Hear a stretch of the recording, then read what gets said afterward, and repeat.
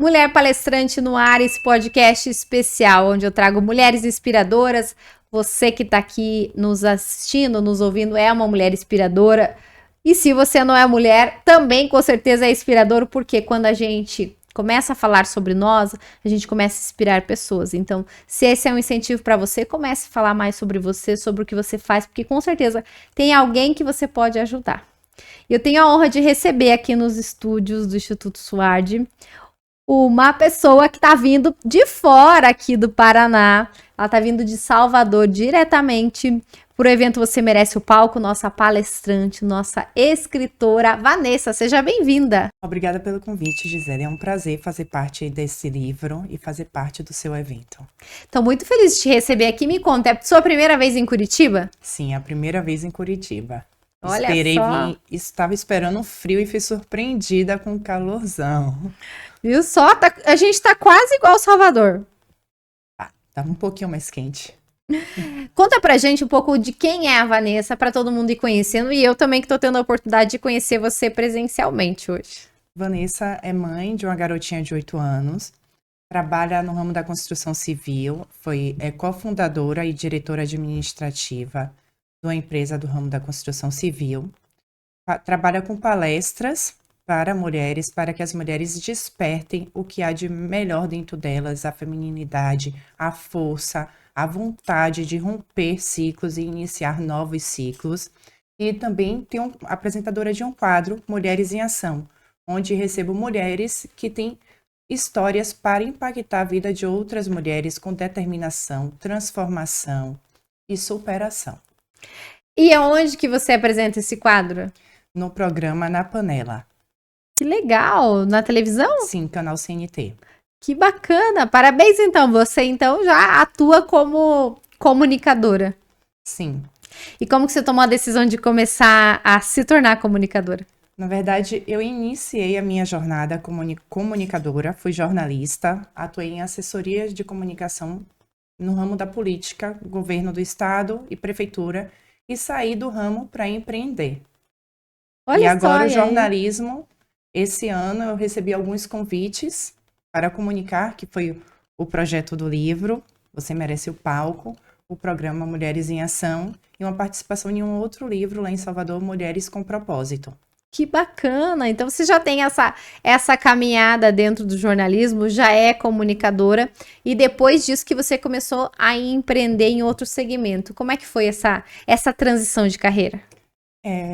Na verdade, na época, o meu namorado, né, estava desempregado e aí surgiu a oportunidade de ele começar a trabalhar dando consultoria.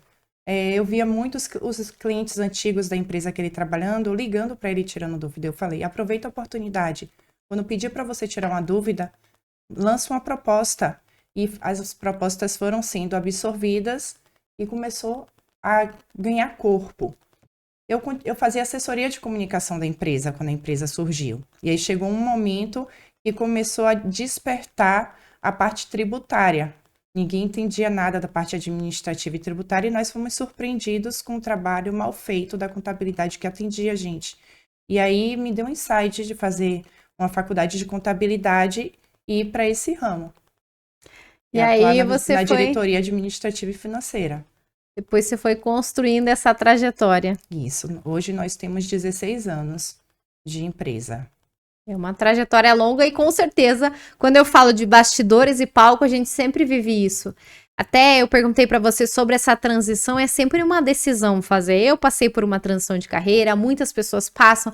Eu queria que você trouxesse algumas dicas às pessoas que estão pensando, será que eu mudo? Será que é isso que eu quero? Por onde eu devo começar? E com certeza vocês também podem se inspirar. São desafios. Eu gosto de desafios, eu gosto de resolver os desafios. Então, em cada dificuldade que aparecia, eu me propunha a resolver. E o que é que acontece? Hoje, muitas mulheres, elas param no primeiro empecilho. E não é assim. Se você para no primeiro empecilho, você não vai para canto nenhum. Porque quem quer empreender, quem quer transformar uma habilidade num negócio, tem que ser persistente. Tem que ter coragem, tem que ter ousadia. E a persistência, eu acho que é a palavra-chave, porque em 16 anos de empresa, Se em algum momento eu deixar de persistir, desanda. A persistência, ela é diária, porque sempre vai ter novos desafios. E a gente tem que estar com o peito aberto para enfrentar qualquer um deles. E esses desafios, como você falou, acontecem todos os dias, ainda mais para as mulheres que têm múltiplos papéis. Acho que é importante a gente falar disso. Isso. Tem mulheres que acabam se habituando a aquela vida de fazer tudo regrado, fica a comodidade. E aí ela para ali no meio do caminho. O sonho que ela tinha, ela acha que está distante, mas em momento nenhum ela arregaçou as mangas e foi para ação para poder realizar aquele sonho. E é isso, sair da zona de conforto. A mulher tem que sair da zona de conforto, porque se ela não sair da zona de conforto, ela não vai para lugar nenhum. Eu acho que esse é o maior desafio. Mas essa questão do desafio também vem a questão da coragem. Como você começou a empreender e teve coragem de empreender, isso acontece com várias. Você falou do seu quadro Mulheres em Ação, você traz mulheres contando isso, que a gente precisa agir. Isso, a primeira entrevistada era cabeleireira, passou por momentos bastante difíceis. Hoje ela é líder nacional em harmonização capilar. É uma empresa muito conceituada e premiada no Brasil. Se ela tivesse desistido no início, hoje ela não seria quem ela é hoje. Então, assim, a gente traz histórias de mulheres que superaram qualquer comentário. Ah, não vai dar certo, é loucura. Para você ver, a Thaís, ela fez um chá de salão. Foi assim que ela conseguiu todos os materiais para ela montar o salão dela. Olha só, um chá de salão e as pessoas foram apoiando. Deram que escova, bacana, secador olha. e assim ela montou o primeiro Que salão dela. sensacional. Então, assim, existe a dificuldade? Existe. Mas o que é que você vai fazer para driblar essa dificuldade? Qual é a sua ação? E aí, no primeiro empecilho, a pessoa desiste. E aí que tá a pegadinha. Se você quer, você tem que fazer por onde você chega lá. Não vai ser fácil, não é fácil. Mas você tem que ser persistente. E você tem que ter ideias. E muito legal isso que você falou. Eu nunca tinha ouvido falar que você falou que ela fez um chá de salão e assim as pessoas foram ajudando. Quantas outras pessoas que podem ter ajuda e que às vezes não ficam buscando essa ajuda ou achando que ninguém vai trabalhar nessa ajuda. Por isso que a gente tem não só o podcast trazendo conteúdos, mas mostrando e trazendo histórias de mulheres que são inspiradoras. Tem mais histórias que você pode dividir com a gente que você já contou no seu quadro?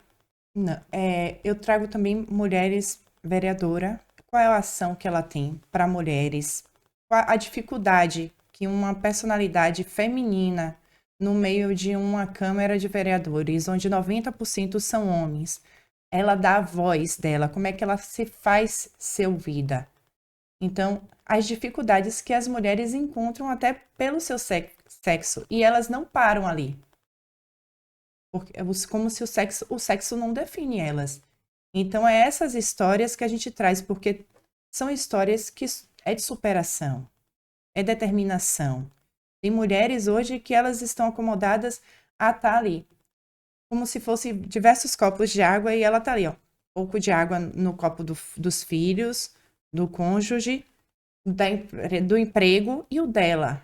Ela está alimentando todos os copos de água e ela está esquecendo de botar água no próprio copo dela, ela está esquecendo dela. Como é que ela vai se doar para alguém? Como ela vai amar alguém se ela não ama ela própria? Se ela está esquecendo dela? Então, para a gente amar, para a gente se doar para qualquer outra pessoa, primeiro a gente tem que se amar, se doar, pensar em si para poder ajudar as outras pessoas. E muitas mulheres acabam esquecendo disso. Sensacional, uma aula aqui. Parabéns, Vanessa, pela sua trajetória e por trazer isso para nós. E com certeza, dentro das palestras, você traz esse tema. Sim, trago os temas. Como é que feridas emocionais causadas na infância impactam no futuro das mulheres? Impactam na vida de qualquer adulto, mas na mulher, como é que ela pode tratar isso? Qual foi a ferida do passado que hoje fez uma mulher não querer ser observada, de desejar ser invisível?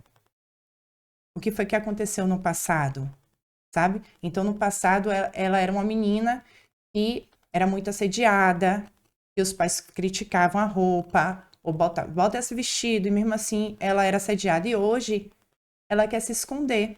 Então ela começa o quê?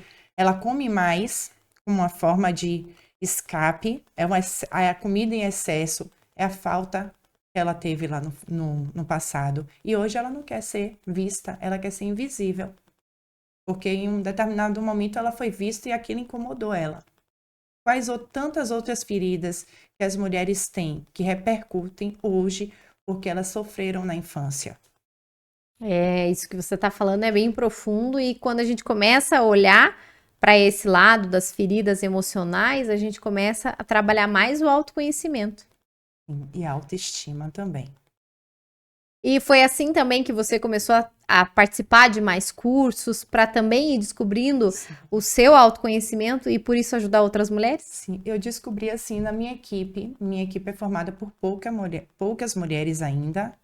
A área da construção civil, ainda a predominância tem sido masculina. E aí eu observei que muitas não se sentiam à vontade no ambiente, em comemorações, porque elas não se sentiam à vontade. O que é que fazia com que elas quisessem estar mais esquecida? E aí eu comecei a observar os comportamentos e induzir elas, né? Não é induzir, mas com que elas descobrissem que elas têm uma força e que, independente do sexo, os dois fazem a mesma atividade. Os dois precisam ser vistos, só que quem está se colocando mais à frente vai ter um resultado maior do que quem está se escondendo. Mas os dois têm a mesma aptidão profissional. Então, trabalhando elas. E aí eu fui buscar conhecimento, fui buscar relacionamento interpessoal, estudei essa parte aí de neurociência para poder ajudar as mulheres que trabalhavam comigo. E de uma certa forma a gente acaba inspirando outras mulheres. E assim, toda mulher ela tem coragem. Toda mulher ela tem força. A gente começa porque a maioria das mulheres são mãe. Existe força maior do que ser mãe, independente do parto ter sido normal ou cesáreo? Então toda mulher ela tem força, ela tem coragem, ela só precisa botar isso para fora. E ela precisa olhar para dentro dela, para que ela desperte essa força, essa coragem, essa vontade. Uma vontade de viver e não apenas sobreviver.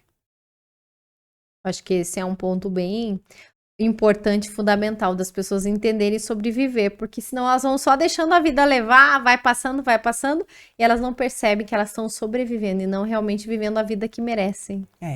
Muitas estão no piloto automático. É aquela rotina diária. Acordou, levou o filho para a escola, foi para o trabalho, voltou, fez a janta. Mas ela não olhou para dentro dela. Ela não se olhou no espelho.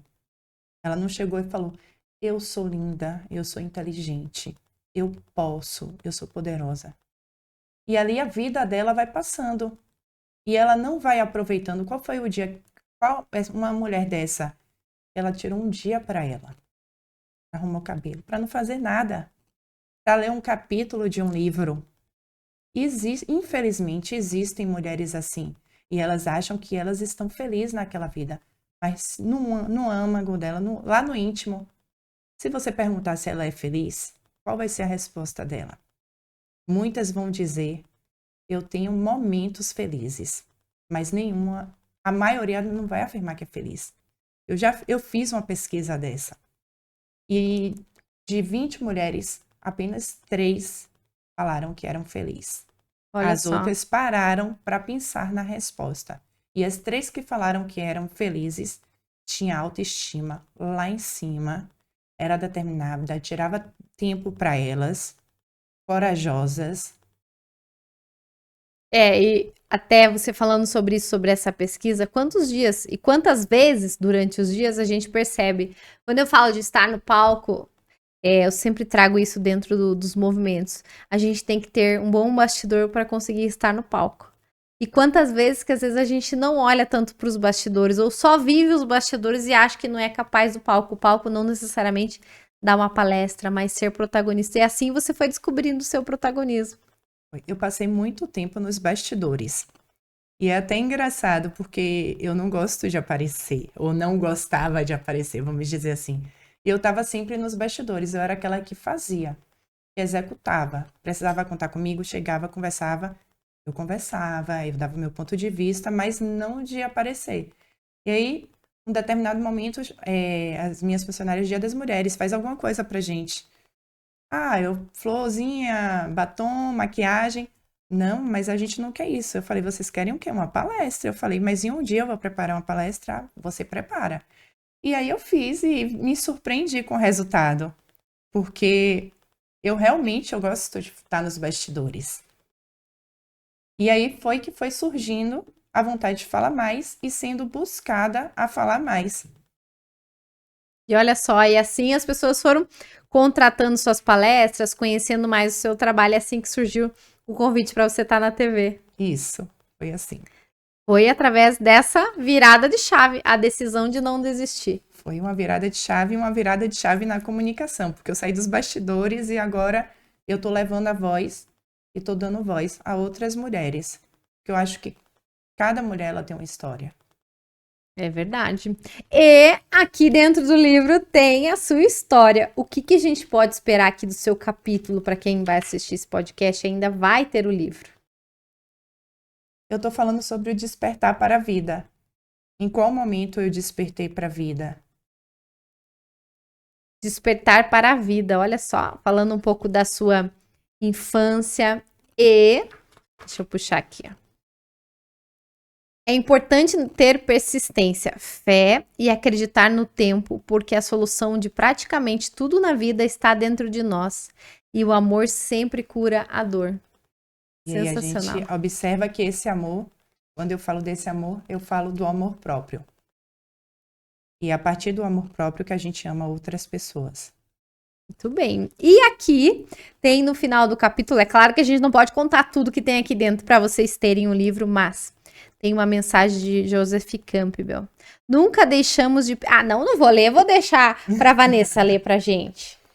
Quando deixamos de pensar principalmente em nós mesmos e em nossa autopreservação, sofremos uma transformação verdadeiramente heróica da consciência.